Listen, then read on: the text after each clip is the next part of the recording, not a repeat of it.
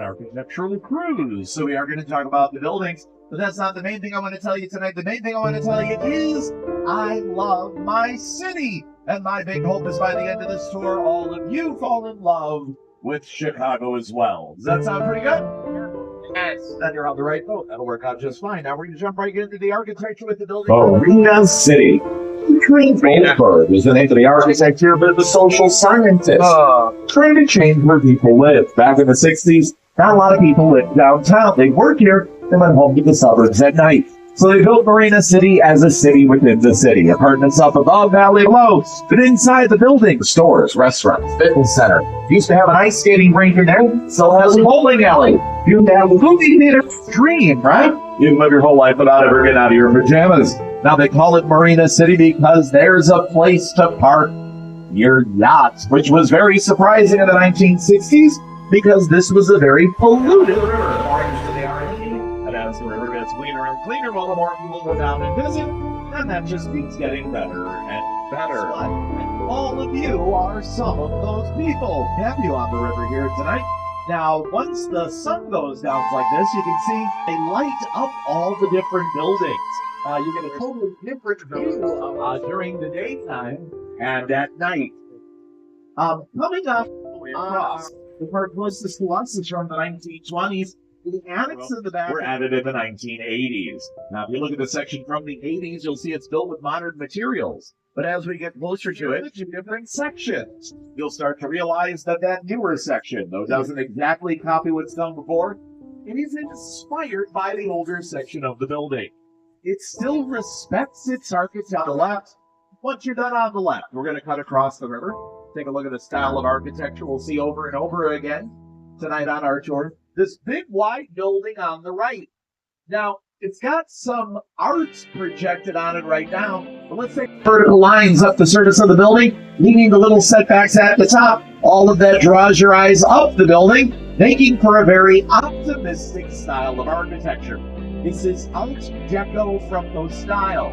The building is the merchandise part. This is where merchants in Chicago would shop for goods for their stores back in the early 1930s. Now, they've got a big black box full of projectors over here on the left. I have 306. The name of the part of the river where the main branch of Lower Rock meets up with the north and south branches. The river is why Chicago is here. If you head out, you get out to the Mississippi, ultimately out in one direction, head out the other way through the Great Lakes, get you out to the Atlantic Ocean, New York, and beyond. That makes Chicago the beating heart of the United States. Everything coming in and out from right here. The points of the river meet. This building is called River Points. That makes sense, right? Because of the parabolic arches at the top and bottom of the building. Some folks say it looks like the box you microwave Hot Pockets in. They call it the arch at the bottom is a big way for a train line that goes underneath it, the circular holes in the wall. The assembly line. This was the disassembly line. Once those animals were processed, they were taken to big refrigeration warehouses like Open House, where they were frozen before they were loaded onto refrigerated train cars, taken all across the United States, even around the world. Now, by the 1970s, the stockyard had come to a close. So they had bigger old buildings like Fulton House back in the 1980s, but architects are forward things. Here we knew we would get around and clean things up. Now that we have, these are multi-million dollar units down here on the river. Seems like Harry had a pretty good idea. We'll see another example of changing attitudes towards the river as we come out from it. We'll also see lots of balconies. Now, this is pretty obvious, but anytime you see a balcony on a building, that lets you know they live there. And as you take a look around River North, what used to be a very industrial part of the city, the problem was the firemen got lost on the way to the fire. And there were 30-mile-per-hour winds that night started to push the flames in towards the city. Finally arrived. They did their best, but they soon realized they were outmatched. Their only hope was that the river would act as a natural... Hold on one second.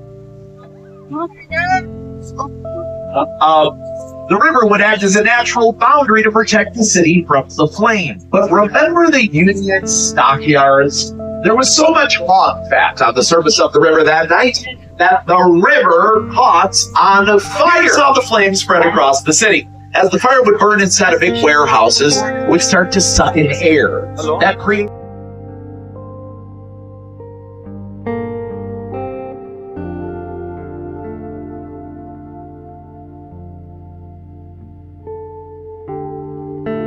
That is the Aeon Center. That building originally covered in white marble. That white marble did not like Chicago winters. Still back and fall of the building. They had to replace it floor by floor with granite at the cost of about $1 million per floor.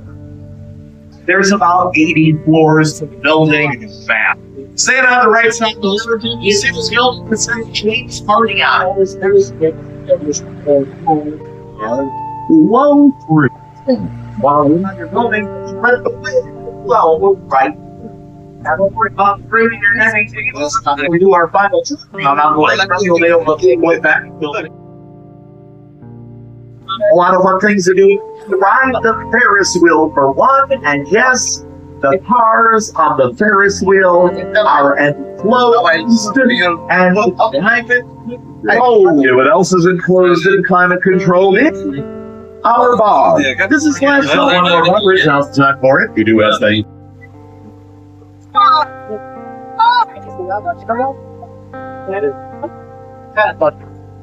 I will agree. Like, you know,